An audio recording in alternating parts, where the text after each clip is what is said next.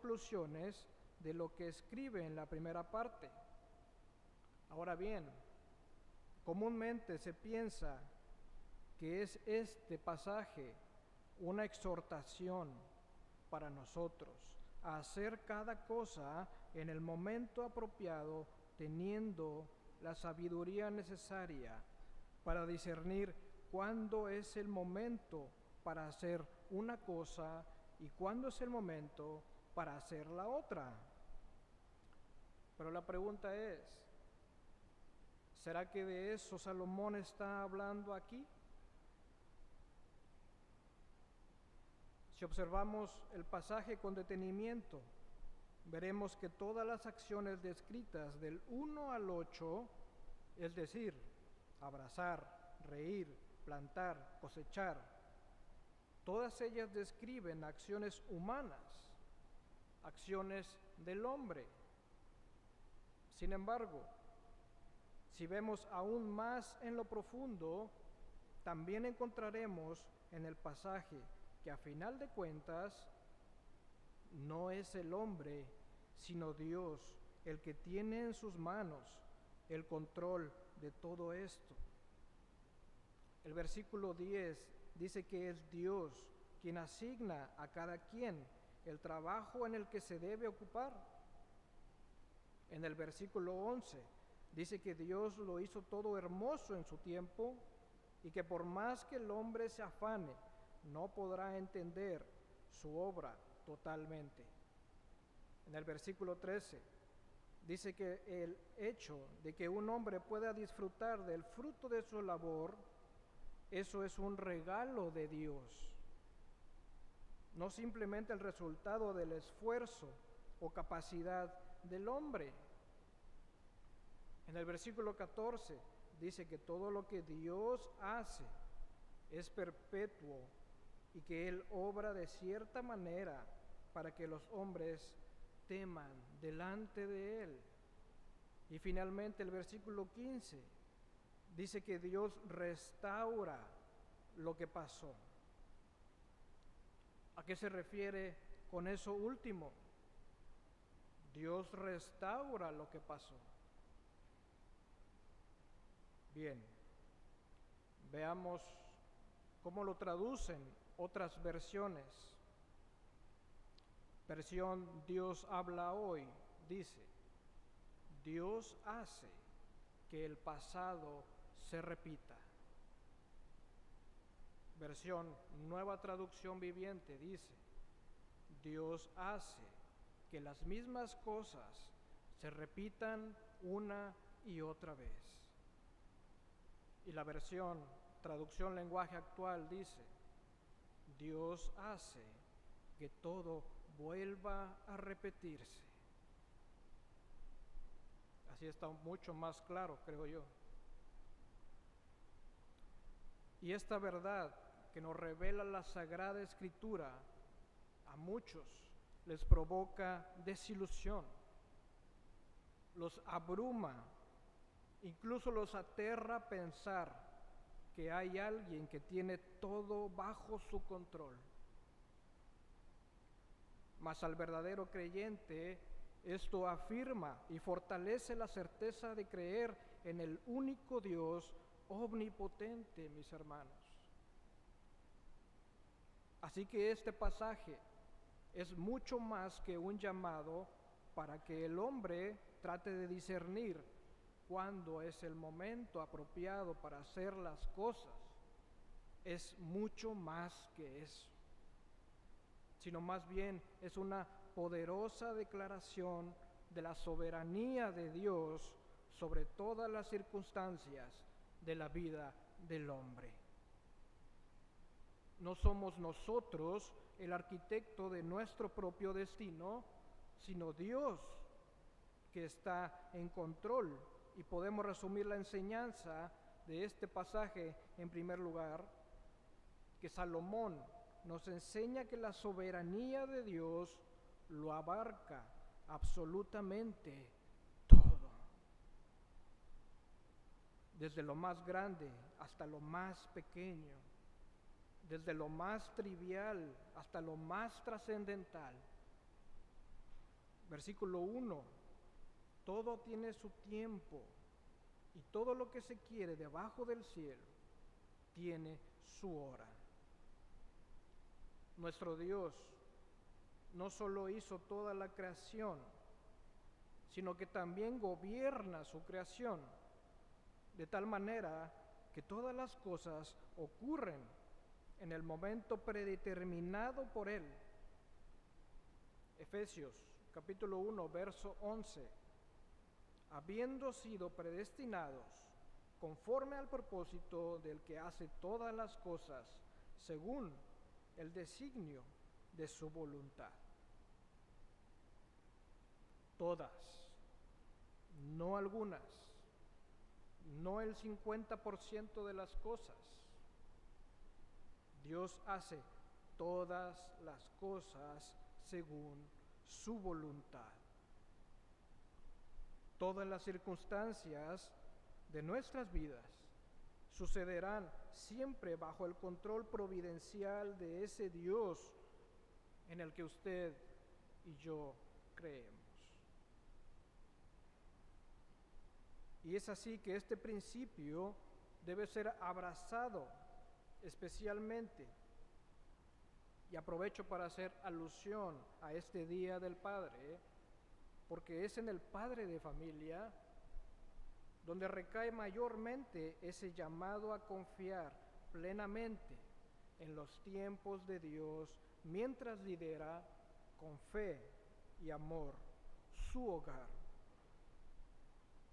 Así que este concepto de tiempo no es únicamente una constante sucesión de instantes más allá, es un fragmento de la eternidad regalado por Dios al hombre como muestra de su gracia. Y es precisamente en ese regalo sagrado donde principalmente el padre de familia debe aprender a valorar y administrar cada segundo que no se dedica a los hijos. Porque ese simple segundo, esas 10 décimas que forman un instante, no volverán jamás. El Padre Celestial nos ha confiado este fragmento de la eternidad para que lo dediquemos a la gloria de Dios. Pero Él sigue siendo soberano sobre toda su creación. Aún en los 14 pares de actividades opuestas entre sí que encontramos hasta el versículo 8, y lo más extraordinario de la providencia divina de ese Dios que controla todas las cosas es que lo hace sin anular nuestra responsabilidad. Tiempo de plantar y tiempo de arrancar lo plantado. Si bien es Dios el que da la capacidad para hacerlo y el que determina si el trabajo será fructífero, el que tiene la responsabilidad de sembrar y cosechar somos nosotros. Tiempo de matar y tiempo de curar. El hombre actúa en estas acciones, pero ¿quién lo permite? Deuteronomio 32, 39. Ved ahora que yo soy, y no hay dioses conmigo. Yo hago morir y yo hago vivir. Yo hiero y yo sano. Y no hay quien pueda librar de mi mano. Una vez más, es Dios. Tiempo de buscar y tiempo de perder. Estoy seguro que la mayoría de nosotros, si no es que todos, hemos tenido en algún momento de la vida que tomar la decisión de dar por perdido algo. o de aceptar que algo no se cumpliría. Aunque lo anheláramos con todas nuestras fuerzas, pero un buen día entendimos que debíamos desistir, porque Dios decidió que ese algo no se diera, que no se obtuviera, porque no era para ti. ¿O no es así, hermanos? Amén. Entonces, ¿cuál es la enseñanza de este fragmento? Que nada, absolutamente nada, escapa a la soberanía de Dios. Se lee en Mateo 10:30, aún vuestros cabellos están todos contados. Y en el 31 está lo más importante. Así que no temáis, más valéis vosotros que muchos ¿qué? Pajarillos. Nuestro Dios gobierna desde lo más grande, como lo es el universo, hasta lo más pequeño, como lo puede ser una persona. Es el Señor de señores y sabemos que no tiene la menor intención de renunciar a ese cargo. Él lo seguirá haciendo. Él seguirá siendo por los siglos de los siglos el amo de nuestro destino y el escudo que va delante de nosotros, y por eso decimos, gloria a Dios en la tierra y en las alturas. Amén. Ahora bien, ¿cómo debemos reaccionar ante esta realidad? Hay personas que llegan a la conclusión de que si Dios está en control de todo, por lo tanto la vida no vale la pena. No importa lo que yo haga, si Dios es un tirano que está dominando todo desde el cielo. De continuo el hombre se enfrenta ante la realidad de que Dios es soberano y eso lo desmotiva. En vez de encontrar sentido a sus vidas, glorificándolo y así descansar en la seguridad de que Dios está y estará con nosotros y ya nos predestinó para un día llegar a su presencia y gozar de Él para siempre. Versículo 9. ¿Qué provecho tiene el que trabaja de aquello en que se afana? Si toda nuestra vida se desarrolla bajo los designios de la providencia de Dios, en verdad podemos por nosotros mismos cambiar el curso de los acontecimientos y hacer que las cosas ocurran como nosotros queremos que ocurran. ¿De verdad tenemos esa capacidad? No, ¿verdad? Más adelante, aquí en Eclesiastés, en el capítulo 9, versículo 11, nos dice: ni es de los ligeros la carrera, ni la guerra de los fuertes, ni aun de los sabios el pan, ni de los prudentes las riquezas, ni de los elocuentes el favor, sino que tiempo y ocasión acontecen a todos.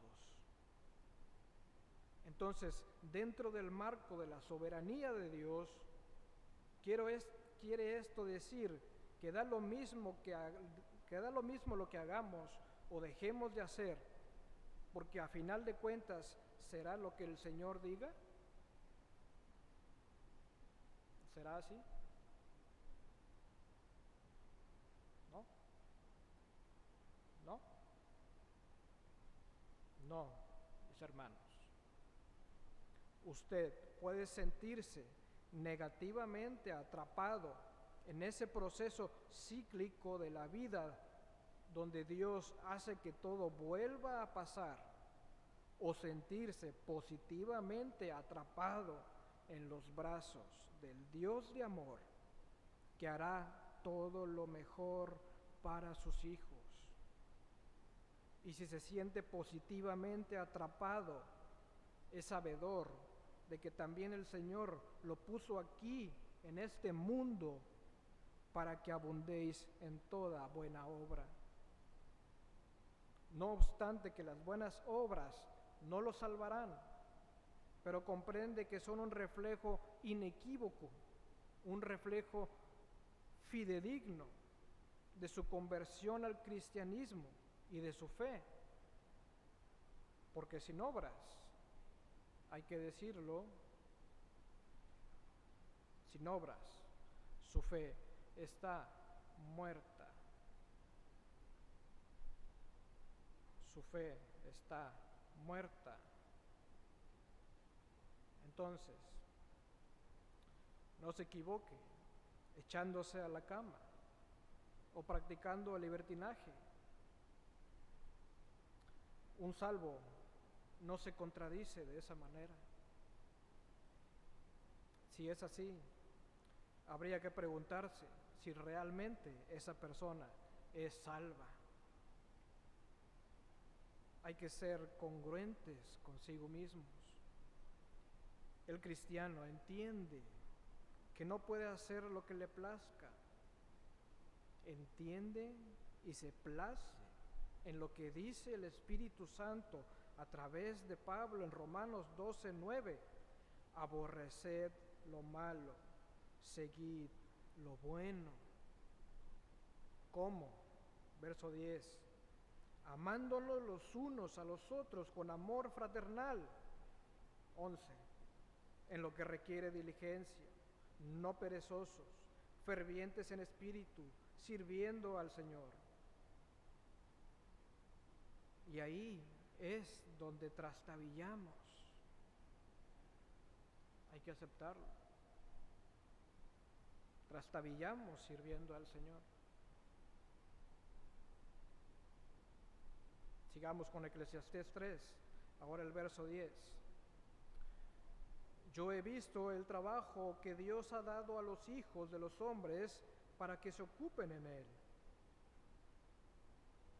Dios nos ha dado una tarea para hacer, hermanos. Eso es parte de su plan perfecto y hay que darse cuenta de ello. Y no es solo el trabajo físico por el que ganamos un salario, es el trabajo espiritual, el que realmente aprovecha y en el que todos tenemos la misma labor y debemos cumplirla, buscarla con esmero, porque somos los miembros del cuerpo de Cristo.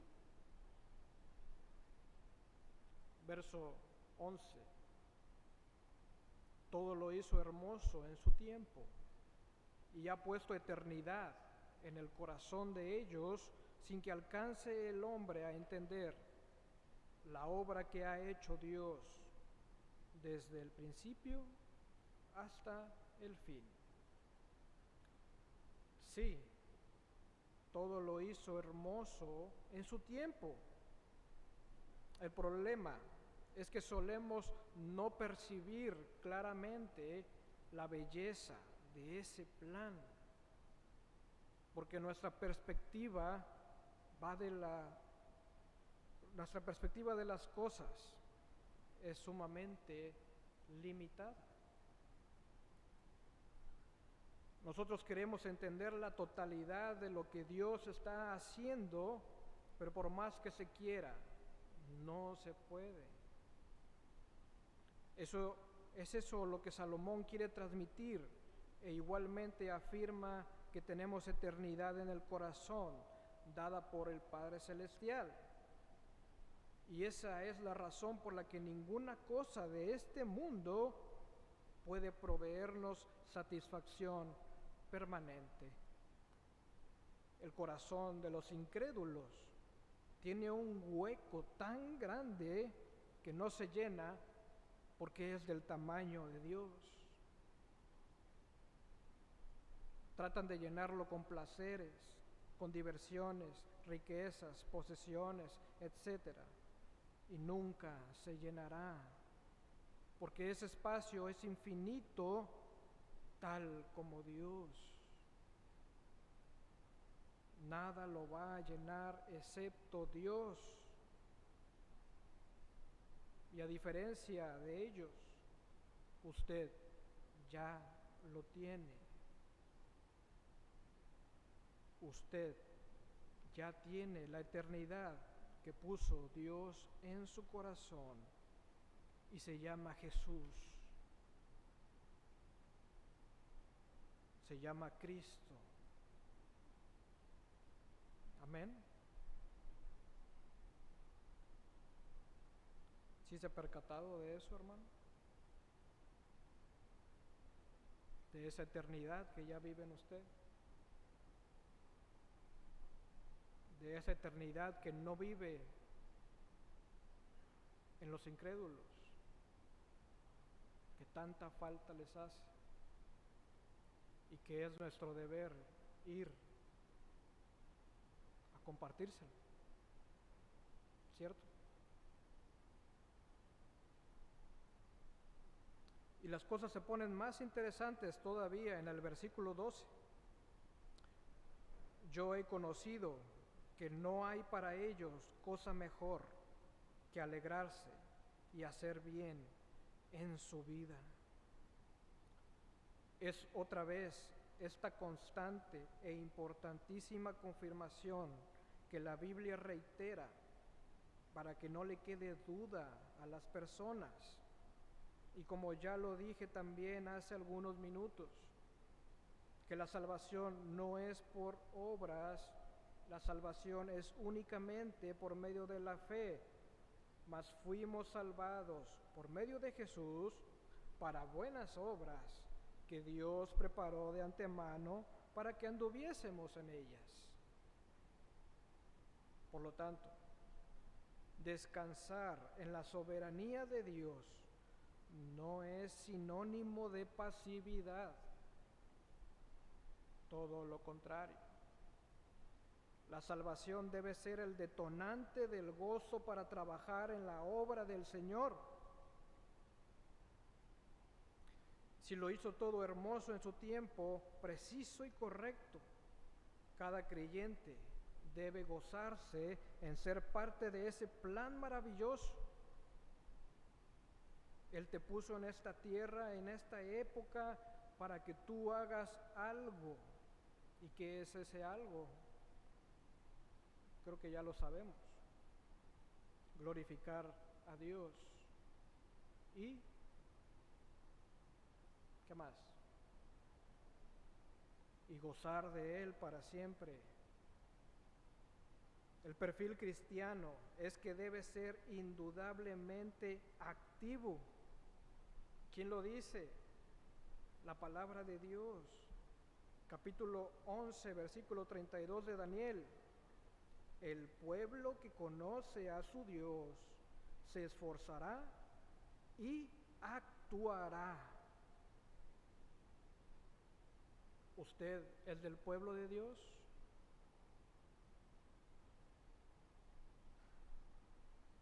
Repito, ¿usted es del pueblo de Dios? ¿Usted conoce quién es su Dios? Entonces, ¿qué nos falta para esforzarnos y actuar? Entiéndase, colaborar juntos. Para ser más claro, ¿qué necesita pasar para que se dé esta parte en la que flaqueamos?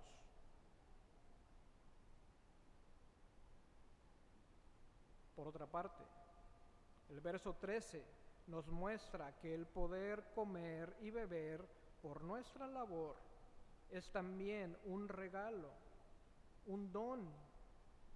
El tener la capacidad, el privilegio de disfrutar de una recompensa es una muestra inconfundible del amor de Dios hacia todos nosotros.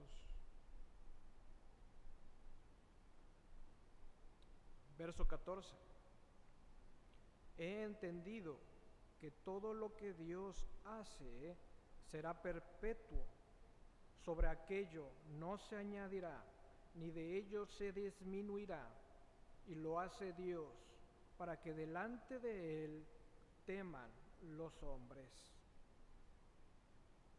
Cuando Salomón dice que todo lo hizo Dios, lo que hizo Dios será perpetuo, es en el sentido de que nada ni nadie puede alterar lo que Él ha decretado. Nada ni nadie puede alterar sus promesas plasmadas en su palabra. Y por igual, mientras dure la existencia del hombre sobre la faz de la tierra, pasará por las mismas experiencias que el resto de los hombres que han vivido a través de la historia. Hacia ahí nos va contextualizando el último versículo, el número 15. Aquello que fue, ya es, y lo que ha de ser, fue ya, y Dios restaura lo que pasó. O como ya vimos en otras versiones, Dios hace que se repitan las cosas. Debemos entonces cruzarnos de brazos y sentarnos a mirar que las cosas pasen frente a nuestros ojos. ¿Sí? No. Por supuesto que no. En cambio, debe llevarnos esta enseñanza a admirar con asombro el poder incontenible de nuestro Dios, de manera que reaccionemos y despertemos para actuar en este mundo caído, porque tenemos gozo al saber que nos espera la eternidad en su presencia. Dios está llevando a cabo el plan más impresionantemente complejo e inigualable, pero no se deje confundir. No somos títeres, somos sus instrumentos de cambio, sus herramientas para hacer cumplir su voluntad. Y si usted no siente honor al ser utilizado de ese modo por el Señor, entonces algo anda mal. Definitivamente algo anda mal. Y aunque muchas cosas que nos ocurren no parecen en el momento tener pies ni cabeza, o que sus acciones parecían no tener ningún efecto en lo que deseaba, al final, si usted llega a conectar los puntos, va a contemplar extasiado que ciertamente Él hizo todo hermoso en su tiempo. Porque todo lo que usted hace tiene una repercusión, aunque a veces no lo distinga. Y aquí quiero hacer un paréntesis para retomar esta acción o estos actos de dar testimonio, porque creo que es necesario. No acostumbro a hablar de mí,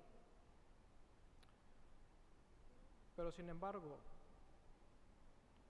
el testimonio que me ha pasado, creo que debe escucharlo la iglesia, aunque varios ya lo conocían. La sociedad femenil, el ministerio de intercesión, ya conocían esta situación que yo traía, que era la necesidad de que oraran por mí para que pudiera trasladarme aquí a Tampico o Madero. Estuve trabajando 2 años en Mante. Venía cada fin de semana para acá. Entonces yo les comentaba a mis hermanas, oren por mí, yo ya quiero venirme para acá, yo ya quiero estar con mi familia todos los días, quiero estar en Madero, quiero estar en Tampico, porque me queda cerca.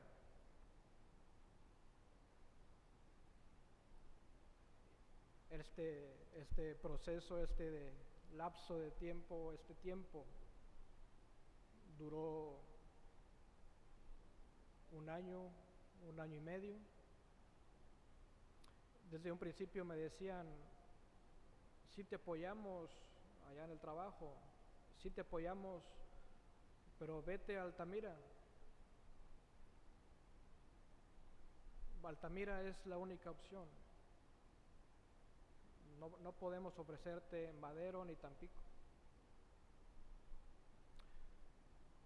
Y yo pensaba en las noches, en todo el día, le pedía a Dios, oraba, reflexionaba, me desesperaba, porque yo decía, Dios,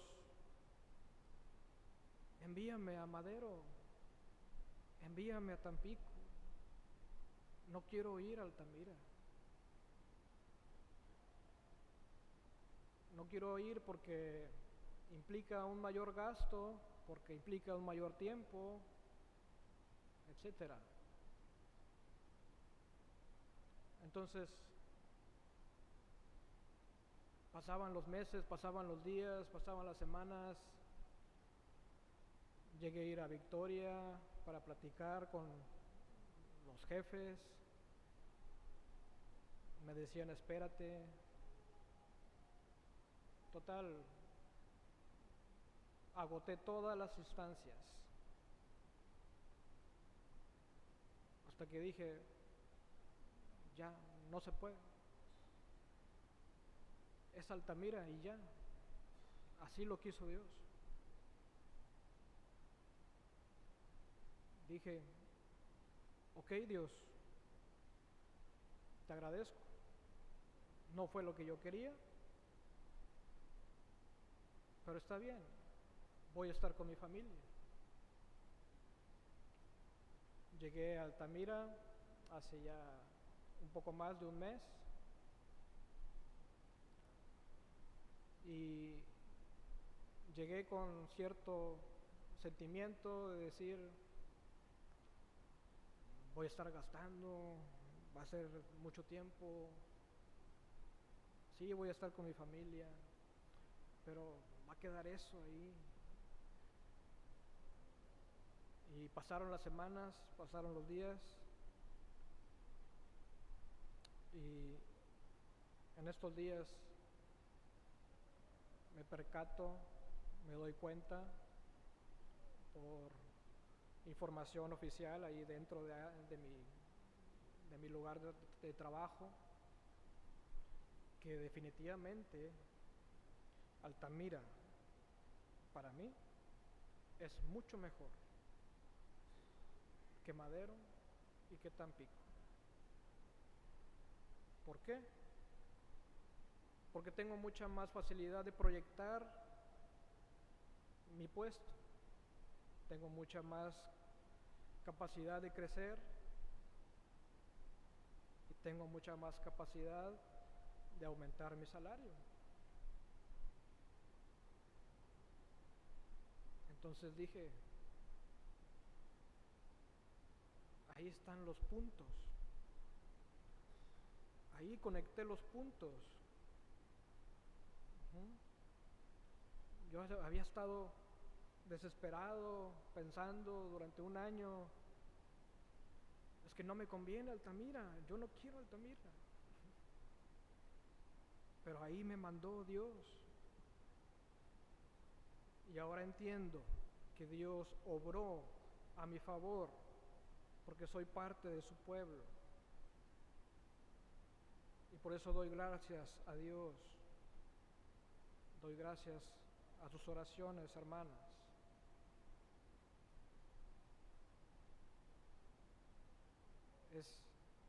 Es impresionante cuando se da este momento en el que podemos juntar esos puntos y saber que Dios está ahí.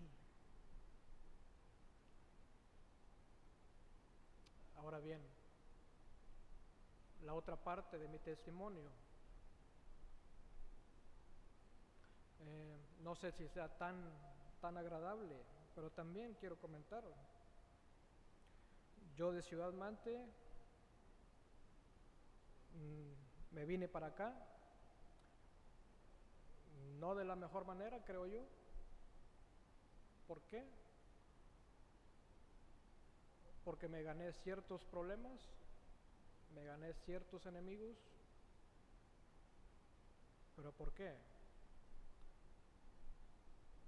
Porque aquí está la otra parte del cristiano, que no se puede quedar callado, que no se debe quedar callado.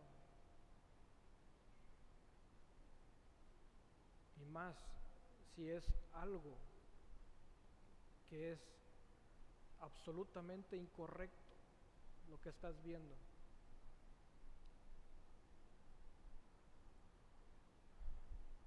Tengo una tía que me decía, ella es cristiana, aunque de otra denominación, me decía: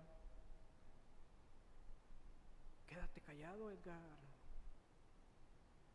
ya no digas nada, deja tranquilo a las personas, déjalas que vivan, que hagan lo suyo. Pero yo en mi mente decía, me quedo callado y me hago cómplice, me hago copartícipe de cosas truculentas, de cosas indebidas, de cosas que están fuera de lugar, o utilizo la escritura que dice, en la parte que dice: estad preparados para presentar sana defensa contra quien nos demande, ¿qué? Razón de la esperanza que vive en nosotros.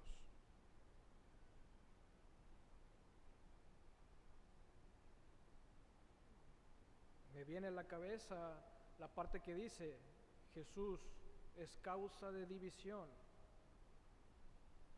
y no porque sea algo malo. Jesús es causa de división porque divide a su pueblo de los que no son su pueblo. Así que yo decidí hablar, decidí contraponerme entre estas acciones que no debían de ser. No quiero ahondar en cuáles, pero ya usted se imaginará. Entre ellas, ideologías de género, que tanto mal nos están haciendo ahora. Así que decidí hablar y estar en contra. Yo no quiero estar en esto. Tuve que soportar insultos, tuve que soportar juicios, malos comentarios, infamias, mentiras, etcétera. Pero a fin de cuentas, mi propio superior me dio la razón a mí. Lo que dice Edgar está bien. Si el reglamento lo dice así, así se tiene que hacer. Así que no lo digo yo, lo dice el reglamento. Así como la Biblia. Yo no puedo decir algo si no está en la Biblia. La Biblia no tiene punto de discusión.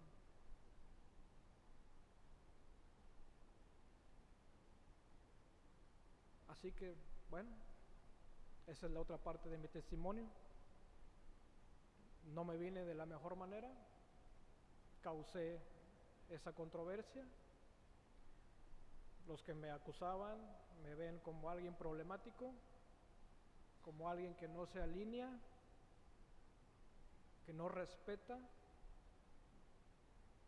pero otra parte me ve como alguien que se atrevió a hablar, que se atrevió a denunciar lo que no está bien, porque soy cristiano.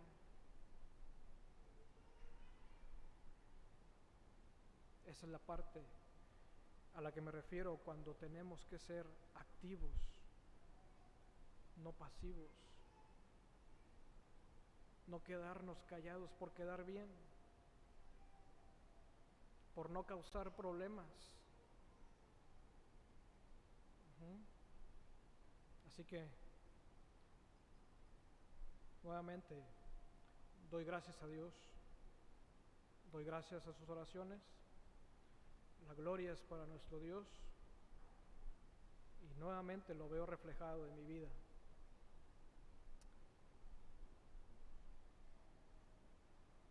Me decían, es que tú eres muy cuadrado, es que tú eres muy fuerte en algunas ocasiones con tus palabras. Sin embargo, en ningún momento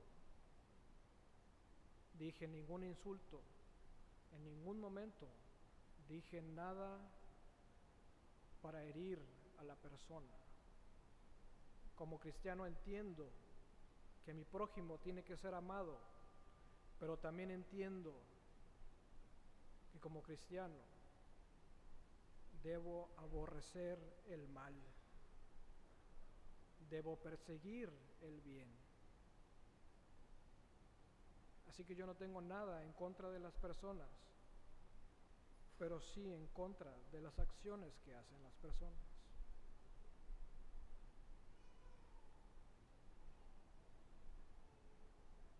Así como usted me ve, así soy. Algunos me dicen, es que eres muy regañón, es que hablas muy golpeado, dices palabras muy duras. Pero ¿sabe por qué lo hago, hermano? Porque sé que la iglesia es mucho más fuerte que eso. Porque sé que la iglesia puede absorber de la mejor manera palabras fuertes, palabras duras, porque son el pueblo escogido por Dios, el linaje escogido, la nación santa. ¿Es correcto? Amén. Cierro entonces mi paréntesis, continúo con mi mensaje.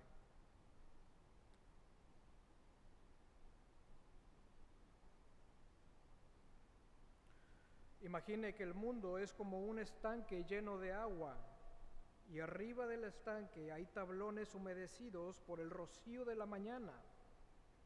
Entonces cae una gota al estanque y cuando choca con el agua crea una pequeña onda que se va esparciendo hasta desaparecer. Esa gota es usted y esa onda son sus acciones. Y cuando dos gotas golpean la superficie, las ondas abarcan más espacio y crean mayor impacto. Ahora imagine que todos como iglesia, como extremidades de Cristo, nos pusiéramos de acuerdo para impactar esa superficie. Las ondas de choque harían que se desbordara el estanque. Esto es, el mundo. Todo el tiempo estamos impactando las vidas de los demás, ya sea para bien o para mal. Eso es la responsabilidad humana. El hombre no es una máquina Es un ser creado a la imagen de Dios, con intelecto, con discernimiento. Cuando el hombre realiza una acción, es responsable de esa acción. Sin embargo, es conocida de antemano y autorizada por Dios, porque sigue siendo soberano, porque los juicios de Dios son insondables y sus caminos son inescrutables.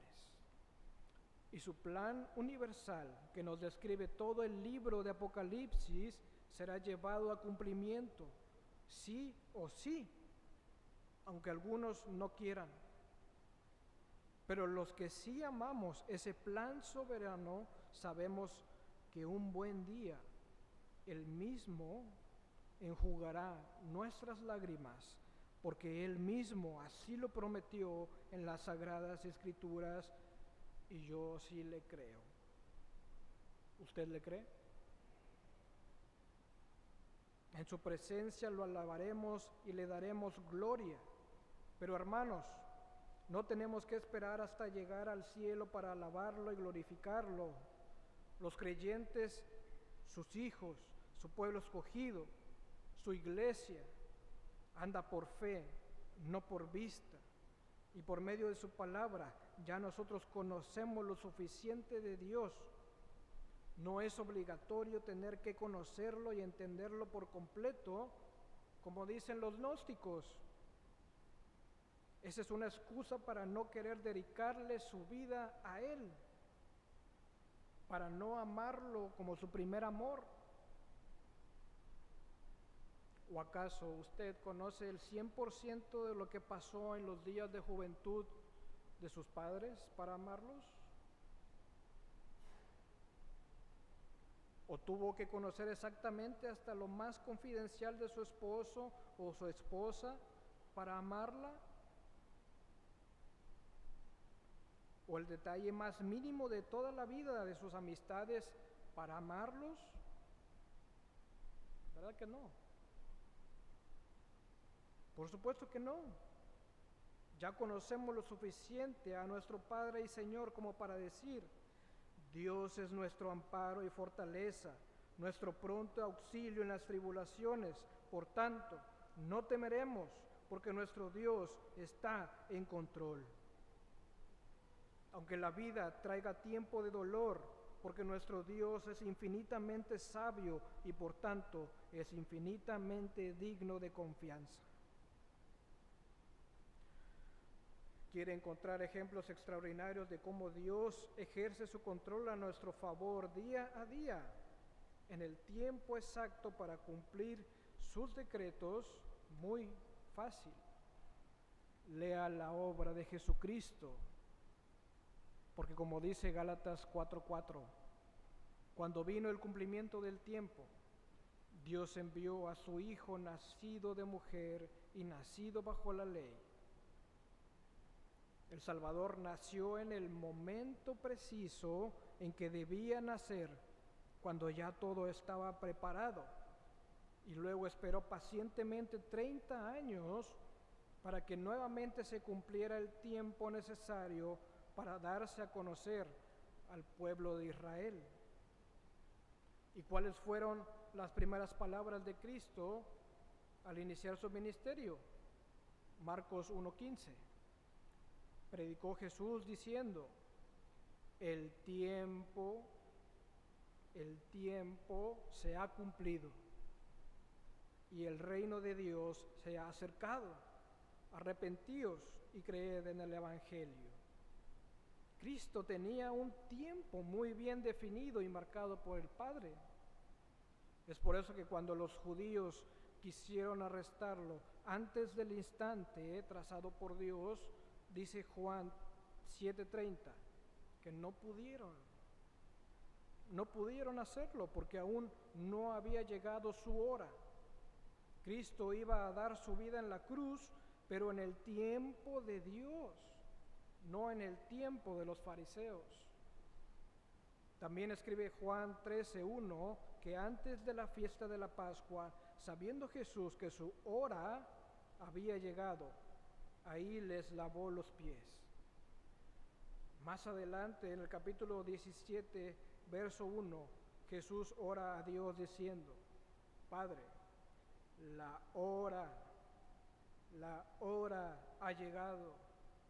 Glorifica a tu Hijo, para que también tu Hijo te glorifique a ti. Y la Biblia continúa describiéndonos este dominio y planificación magistral. Se lee en Romanos 5:6, Cristo a su tiempo murió por los impíos. Entonces, si hasta el tercer día resucitó de entre los muertos, no fue porque no pudiera antes, sino lógicamente porque fue a su tiempo. Y ahora está sentado a la diestra de Dios. Pero lo mejor de todo, hermanos, es que también a su tiempo Jesucristo volverá por su amada iglesia. Primera de Timoteo 6:13. Te mando delante de Dios, que da vida a todas las cosas, y de Jesucristo, que dio testimonio de la buena profesión delante de Poncio Pilato, que guardes el mandamiento sin mácula ni reprensión, hasta la aparición de nuestro Señor Jesucristo, la cual a su tiempo mostrará al bienaventurado y solo soberano, Rey de reyes y Señor de señores. Jesucristo regresará y regresará en su perfecto tiempo. A veces nos da la impresión de que está tardando demasiado, pero cuán equivocados estamos, hermanos. Dice David en el Salmo 31:14, mas yo en ti confío, oh Jehová, digo, tú eres mi Dios. Y el 15 es exquisito, en tu mano están mis tiempos. Qué verso tan más sublime. Y termina el Salmo en el 24 diciéndonos: esforzaos todos vosotros los que esperáis en Jehová, y tome aliento vuestro corazón. ¿No le recuerda algo esto último, hermanos? ¿No encuentra una conexión con la lectura de Eclesiastés 3, específicamente en el verso 12? Yo he conocido que no hay para ellos cosa mejor que alegrarse y hacer bien en su vida. ¿Quiénes son ellos? ¿A quién se refiere cuando dice ellos? A nosotros, hermanos. Entonces, ya se dio cuenta de las dos principales puntos que son clave de Eclesiastés 3.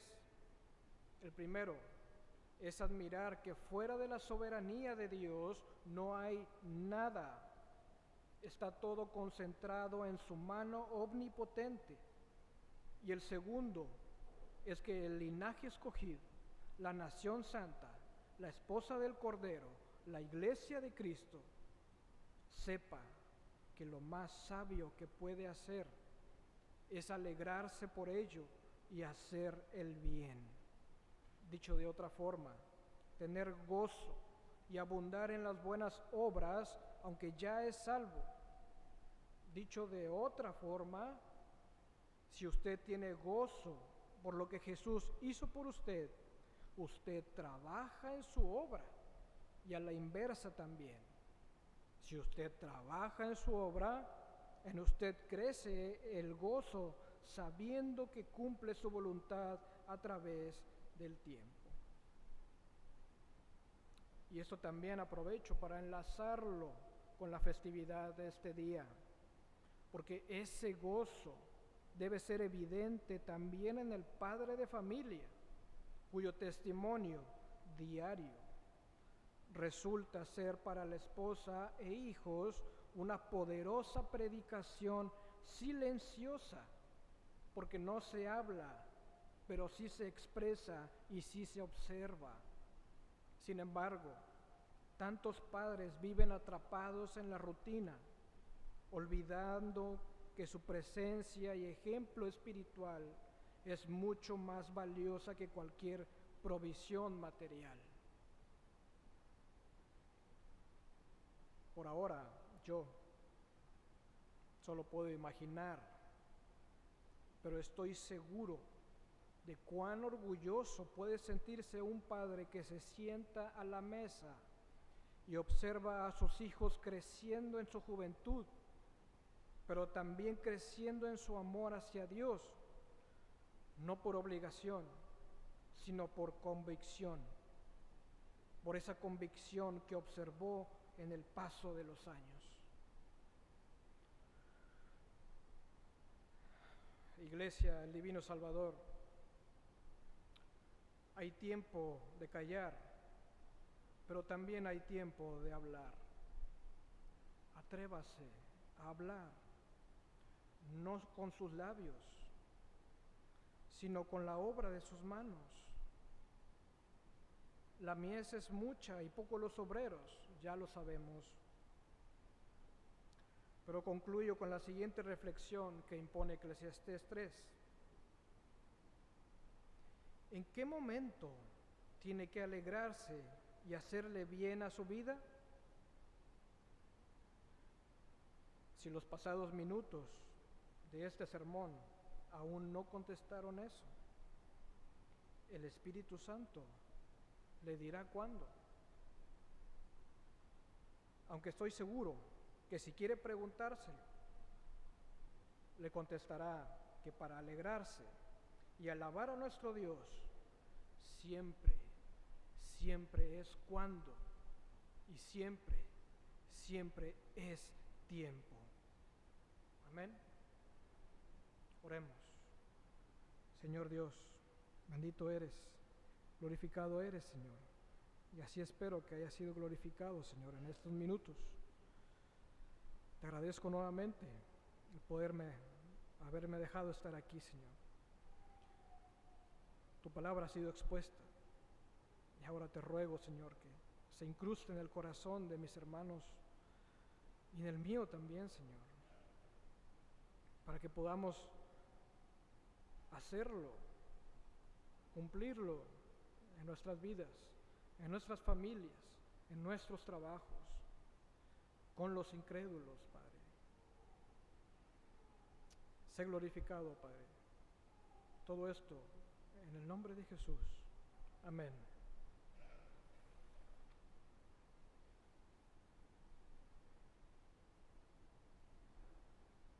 El apóstol Pablo en la epístola a los Hebreos, capítulo 1, versos 1 y 2, dice: Dios, habiendo hablado